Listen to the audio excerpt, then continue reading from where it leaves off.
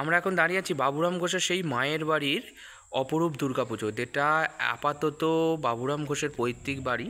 তো সেখান থেকে সূচনা করলে এইটা আপাতত 297 বছরের প্রাচীন দুর্গাপুজো, কালী পুজো। এখন রামকৃষ্ণ মিশন এটা তদারকি এবং দায়িত্ব, বেলুড় মঠ।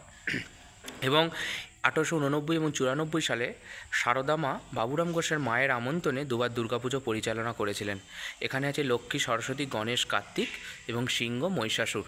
এইখানে 4 দিন মহা সমারোহে পুজো হয় এবং অষ্টমীর দিন আপনার চলে হচ্ছে পুষ্পাঞ্জলি।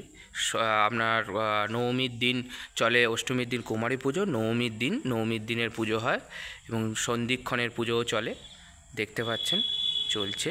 আর এটা হচ্ছে বাবুরাম ঘোষের রাধাকৃষ্ণের মন্দির। আর এটা হচ্ছে 9 জন তরুণ তরতাজা যুবকের সংকল্পগ্রহণ অনুষ্ঠান। ভালো থাকবেন, সুস্থ থাকবেন।